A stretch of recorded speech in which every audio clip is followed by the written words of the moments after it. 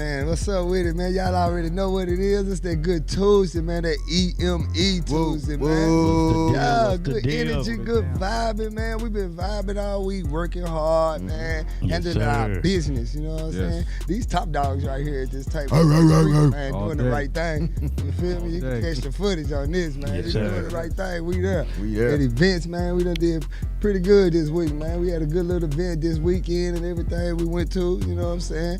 And today really a special day, man. We got some good people, man. The show today, man, about some good people we love, man, that we care deeply about, you know what I'm saying? Very. Both of these guys, man, are black entrepreneurs, man, that you can look up to, that I look up to, both of them, you know what I'm saying? And, man, I appreciate the good work both of them guys doing, man. And one of my brothers, man, that's King Caleb. Thank you, sir. Thank you. Thank you. EME. And then my oldest brother, man, Mr. Davis, man. Ed Davis. Yeah. Aren't you the director of the Derek Olivier Research Institute? Yes. Could you elaborate on that, sir? Yes, sir. First and foremost, I want to thank God for blessing me to be here amongst you guys, you leaders, you doers, you family men, you leaders and role models. To answer your question, Charlie Mack, yes, I'm the director of the Derek Olivier Research Institute for the Prevention of Gun Violence. It's been around for a couple of years now, and we've been making some headway, some noise into this sin nature we call homicide. And for those who are just now watching this awesome show, the number one killer for African-American males ages 1 through 44, it's not cancer, it's not accidents, it's homicide. And out of that 8,000 who died last year violently, 100% of those that were killed were by other African-American males, which is embarrassing. Yes. But we have to tell the truth. We can't tell a lie in this case, or any case, rather, but definitely the Dory program. Now, let me go ahead and scratch that. The Dory Institute, okay, because for those who were just now watching, we are a research institute. We empower programs with data for them to make the best practice decisions moving forward. And so, of course, we've been around since 2020 for the most part. And Dory, I have to go ahead and say this also, Charles Benson, Dory wouldn't be where it is today had it been for EME. You know, you guys have been behind the scenes, sometimes in front, sometimes next to us, sometimes behind us. But you've been there the whole time, helping us out along the way. And so it takes teamwork to make the dream work. We know that's a cliche, but that's true in this case. You know, when you think about what happened in the 1930s and 40s, before Wi-Fi, before a lot of different factions were in place for people to be successful, African Americans lived in poverty just much as some live in today. But it was a whole lot worse back then, but we didn't have that homicidal element as it is today. Right. So, of course, we can't just blame the extreme homicides that are taking place right now in 2022 on poverty, okay? So, of course, we have to go back to having that unity being first and foremost in our family. Unity is the key for success in any endeavor that you do. There needs to be a platform of an agreement, an association, a working contract per se with what you do. And so, of course, our dads did that back then. Right. Our mothers did that back then. And so, of course, we have to pick up that mantle, and that's what EME is doing. That's what the Derek Olivier Research Institute at ABC is doing, and in one sense, ABC is doing it as well, because of us. Most of us here are products from ABC in some shape, form, or fashion. We are, whether we're professors or students. Exactly. ABC, man. Got to give a shout out to college, y'all. 1600 Dr. MLK Jr. Drive in downtown Little Rock's historic Dunbar neighborhood. We have to pay homage to that. But moving forward again with Dory is pretty much a spark in a dark place. And we all know God doesn't make mistakes. We do all the time. And so by him placing Dory, and I want to give a shout out to Mama Alma Olivier and also Joseph Olivier. Derek Olivier's give him folks. A shout out. Parents. Of course, Felicia, sister, and also his brother Antoine. And, of course, there are a number of people who lost their lives since Derek has lost his. Right. And, of course, even beforehand, with baby Kamaya, who lost her life. And so we want to give a shout out to her family, of course, her dad right here. And, you know, we still love him and we appreciate what he's doing, not just here in Little Rock, but in Central Arkansas. So Dory has pretty much been that catalyst about change, and we're using data to drive the next move for other institutions, whether it's ABC, Philander, Schroeder College, whether it's the Boys and Girls Club. We want to help empower, equip organizations with this data to help them make better decisions moving forward. And, of course, it starts in the heart, because we all know we don't have a crime problem. We have a heart problem. And that heart problem comes with us making immature decisions based on our feelings, our emotions. And I have to look in the mirror and assess myself before I can walk out the house and say, let me make sure my spirit is in check. Yes, sir. You know, because people will say some crazy things, and we have to do what Sean Carter, a.k.a. Jay-Z, did, shake them haters off. Shake them off. You got to do that and put a smile on your face and bless people with a smile. Right. And so what Dory is doing is blessing people with data, with information. And so that's our strength now. It's been all about awareness in 2020 and 2021, now 2022. We're trying to make that adjustment from data and awareness. Well, data is always going to be at the forefront, but not just with awareness, but with being agents of change with that data to take that next step moving forward. And I think it's time. We don't want to get ahead of God, though. Of course, we have to make sure we're listening to the Holy Spirit and move when he say move, not when we want to move. A lot of times that's where I made mistakes at, moving when I want to move, when I think it's right, not listening to my elders, not listening to my team, my unit. And, of course, again, getting back to what I said about EME, it doesn't go far without the brilliant minds of our street team, the brilliant minds of our dads, of our husbands, the brilliant minds of our leaders out in the field. Right. And so, of course, not just with y'all, but others that are not at this table. There's a lot of people behind the scenes making things happen for our benefit, for the community's benefit. And we have to give them the honor and the respect, and that's what it's about, sharing that appreciation all the way across the board. And so, again, I thank you all for doing that with this program here. This is awesome. This is that gem. This is that sparkling diamond in the rough with this program you have here. So, again, if I never said it before on live TV, I love you guys. I appreciate what you're doing. And it takes us all to make this move forward. Right. And so, of course, again, we have to get behind the Lord and march forward. We're not going to fear of nothing, but we're going to pray for everything. Right. And keep our smiles going. And when those storms come, because they will come. Yeah. Right. When they come, that's okay. God's got the umbrella ready for us. Yes, sir. We just don't see it. And so, but Dory has been that umbrella to a lot of grieving mothers, a lot of grieving families, a lot of grieving fathers, a lot of people who are just quiet when they should be talking about what's going on.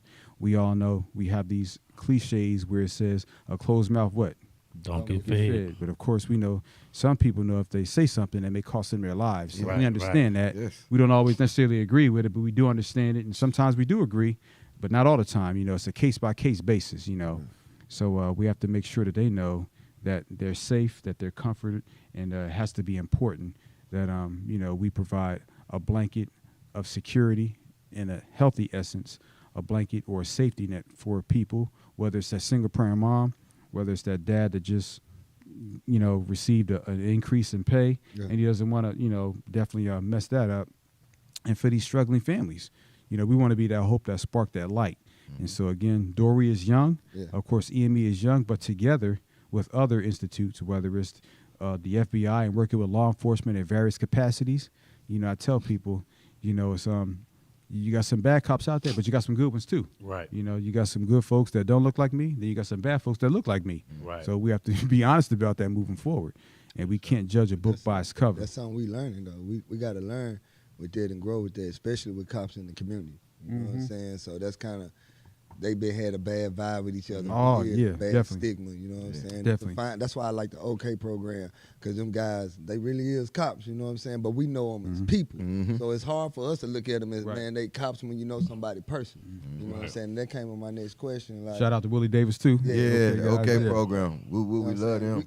We know you know the data, you know everything, but, man, we here. This is EME, man. This the EME show. Yeah. We want to know something about Ed. You know what I'm saying? Like, what is this for you? What it is? What the work that you doing? Everything that you putting into the hard sweat and tears, without, you know what I'm saying? Because we know you do this from the heart. You know what I'm saying? There's no money, none of that. You doing this from the heart. What drive you? What is this for you? What it mean to you to be doing this? What drives me? It's intrinsic. By that I mean, it doesn't take a lot to get me motivated.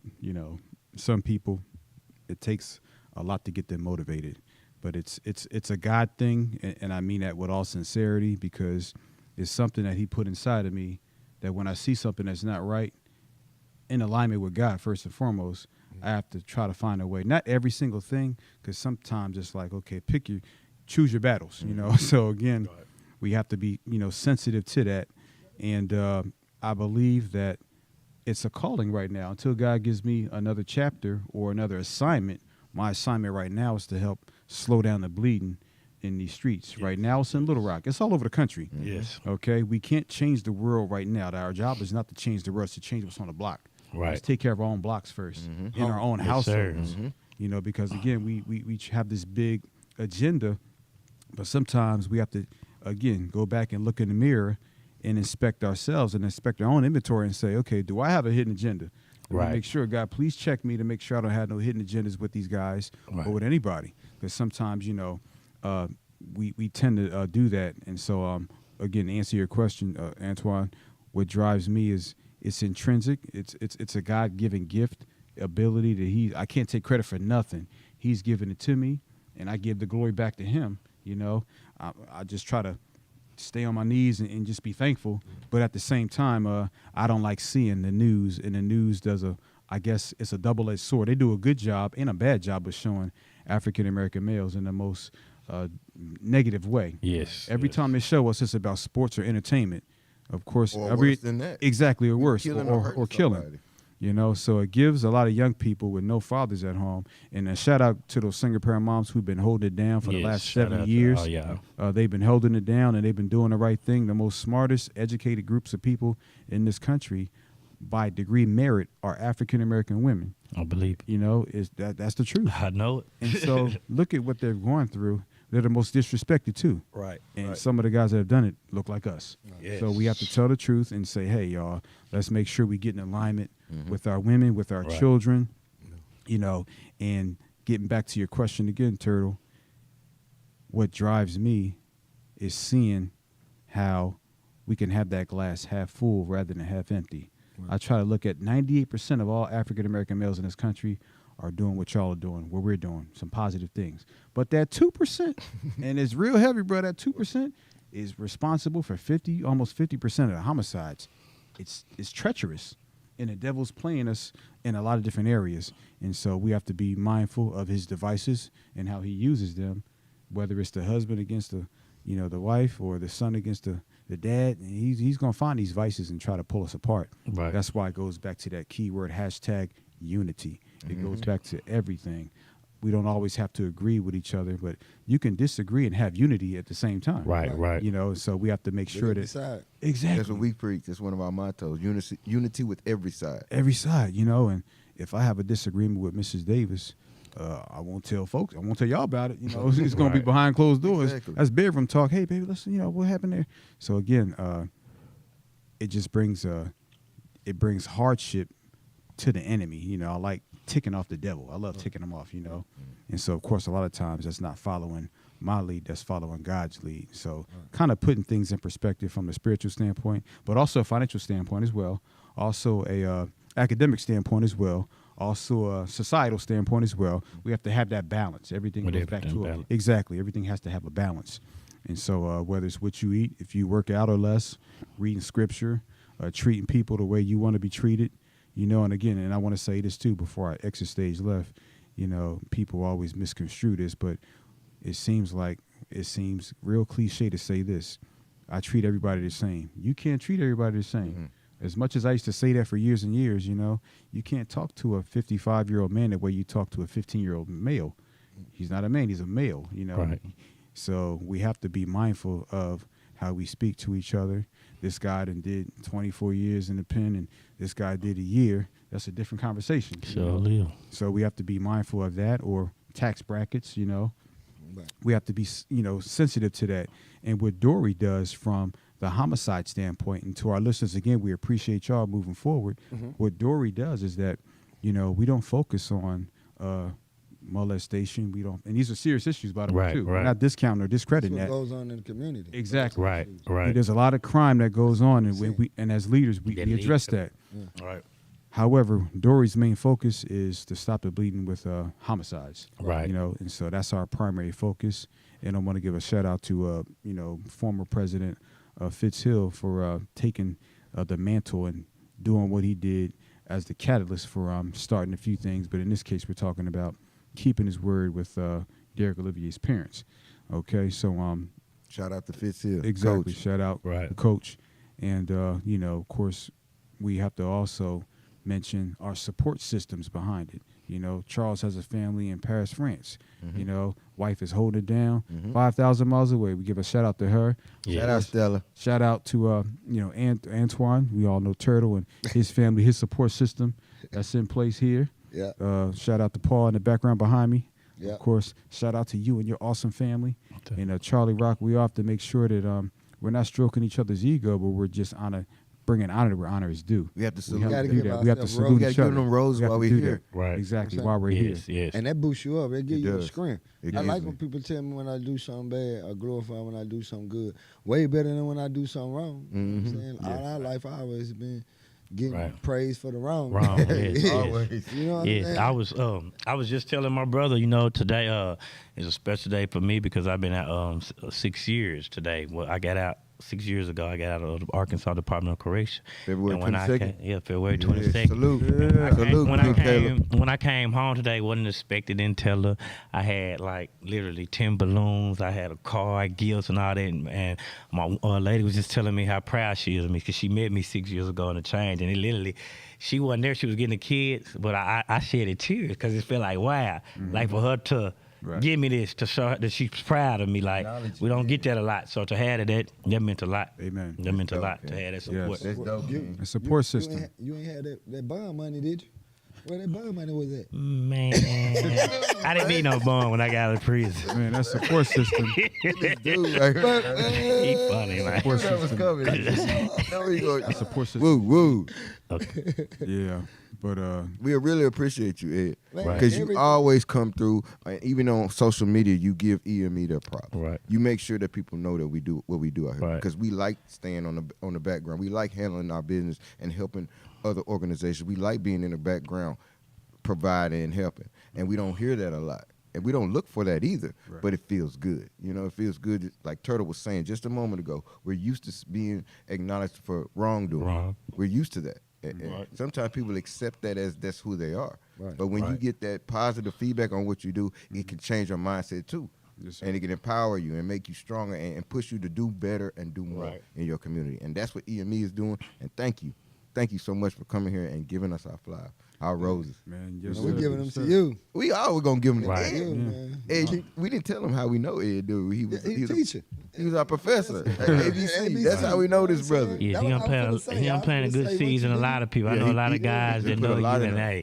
they love you, man. He was my They- history. Yes, He sir. got me learning about Appreciate black that. males and what we created in art in America. I didn't Right. know all the stuff we. Right. This man was my history Right. teacher. We used to go back and forth arguing about stuff, and he was usually right, but I was always just argumentative. Right. And this man just was, Right. and he would respect. And we would talk, and that's how we got so close. Yeah. Right. Because I respected him back, Right. and I got more information. And he was the first person to give me my life coach, my first life coaching incident at University of Phoenix.